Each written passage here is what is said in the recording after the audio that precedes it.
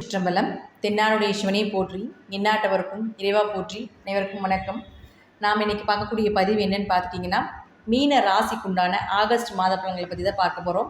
அதற்கு முன்னாடி நம்மளோட சேனலையும் சப்ஸ்கிரைப் பண்ணிக்கோங்க. பெல் பட்டனில் ஆல் அப்படின்னு சொல்லக்கூடிய பட்டனை கிளிக் பண்ணிக்கோங்க. அப்போ தான் நம்ம போடக்கூடிய அனைத்து பதிவுகளுமே உங்களுக்கு உடனுக்குடன் வந்துக்கிட்டே இருக்கும். மீன ராசிக்கு ராசி அதிபதி 3ஆம் வீட்டில் மறைகிறார். இருந்தாலும் 2ஆம் அதிபதி செவ்வாயினோடு சேர்ந்து இருக்கும்பொழுது ஏதாவது ஒரு பண வரவு உண்டு. பேச்சில் கொஞ்சம் கவனமாக இருங்க. பேச்சால் சில பிரச்சனைகள் வரும் அப்படிங்கிற நம்ம சொல்லிக்கலாம். அதே போல் செவ்வாய் அப்படின்னு சொல்லக்கூடியவர் பார்த்திங்கன்னா உங்களுக்கு 2 மற்றும் 9ஆம் அதிபதி ஆகிறார்.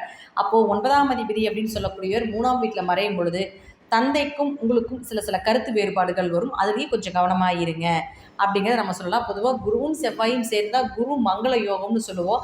ஆனாலும் கூட இது மறைந்து இருக்கும் பொழுது பெரிய அளவுக்கு பாதிப்புகள் இல்லை, அதே போல் பெரிய அளவுக்கு யோகங்கள் இல்லை அப்படிங்கிறத நம்ம எடுத்துக்கலாம். குருவும் செவ்வாயும் சேர்ந்தால் கொஞ்சம் புகழ், மதிப்பு, மரியாதை இதெல்லாமே கிடைப்பதற்குண்டான வாய்ப்புகள் உண்டு. பண வரவு உண்டு அப்படிங்கிறத எடுத்துக்கலாம். கோவில், ஆன்மீக வழிபாடுகள் இதெல்லாமே சிறப்பாக இருக்கும் இந்த மாதம் அப்படிங்கிற நம்ம எடுத்துக்கலாம். அடுத்தது பாருங்கள், 3 மற்றும் 8ஆம் அதிபதினு சொல்லக்கூடிய சுக்கிரன் அப்படின்னு சொல்லக்கூடியவர் உங்களுடைய ராசிக்கு 6ஆம் வீட்டில் இருக்கார். 3 கூடையவர் 6ஆம் வீட்டில் இருந்தால் உங்களுக்கு உங்கள் கூட பிறந்தவங்கள் மூலமாக ஏதாவது ஒரு கடனோ வம்பு வழக்குகளோ இதெல்லாமே வரும். ஆனாலும் இந்த 24ஆம் தேதிக்கு மேலே உங்களுக்கு 7ஆம் வீட்டுக்கு வருவார். 24ஆம் தேதி வரைக்கும் கொஞ்சம் கவனமாக இருங்க. பணம் கொடுக்கல் வாங்கல கொஞ்சம் கவனமாக இருங்க. சொந்த பந்தத்துக்குள்ளே தேவையில்லாத ஒரு பிரச்சனைகள் வரக்குண்டான வாய்ப்புகள் உண்டு. அதுலேயும் கொஞ்சம் கவனமாக இருங்க. நிறைய நெகட்டிவாக சொல்கிறேன்னு யோசிக்க வேண்டாம். மீன ராசிக்கு இந்த மாதம் ஓரளவுக்கு தான் நல்லா இருக்கிறதுக்குண்டான வாய்ப்புகள் உண்டு. அதனால் முன்னெச்சரிக்கை பதிவாக நீங்கள் இதை எடுத்துக்கோங்க அப்படிங்கிறத நம்ம சொல்கிறோம். அடுத்தது பாருங்கள், 7 மற்றும் 4ஆம் அதிபதினு சொல்லக்கூடிய புதன். இந்த புதன் அப்படின்னு சொல்லக்கூடிய பாருங்கள் உங்களுடைய ராசிக்கு 5ஆம் வீட்டில் இருக்கார். பொதுவாக 4ஆம் அதிபதி 5ஆம் வீட்டில் இருந்தால் வீடு, மனை, சொத்து, சுகங்கள், ஒரு ஆரோக்கியம் சிறப்பாக இருக்கிறது, அம்மா மூலமாக உதவிகள் கிடைப்பது இதெல்லாமே சிறப்பாக இருக்கும். நண்பர்கள் மூலமாக உதவிகள் இதெல்லாமே நிச்சயமாக உண்டு.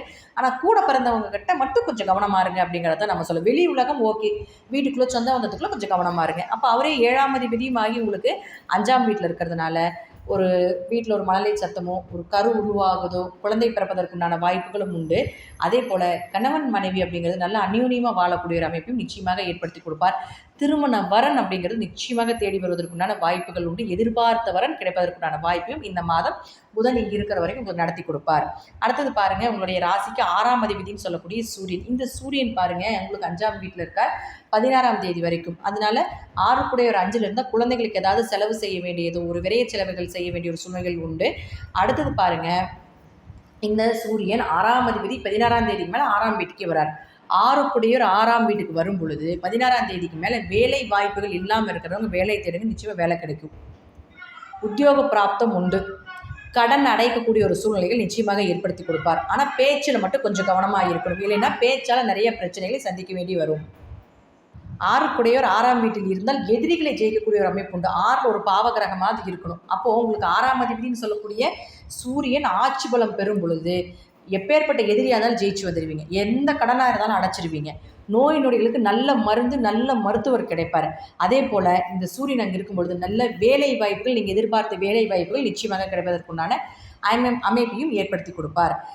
மீனராசியை பொறுத்த வரைக்கும் வேலை வாய்ப்புகளுக்கும் எதிரிகளை ஜெயிக்கக்கூடிய ஒரு அமைப்பும், அதே போல் கேஸ் ஏதாவது நடந்துட்டுருக்கு அப்படின்னா இந்த மாதம் நீங்கள் மூவ் பண்ணுற மாதிரி ஒரு சூழ்நிலைகள் வந்தால் சாதகமான பலன் உங்களுக்கு தான்.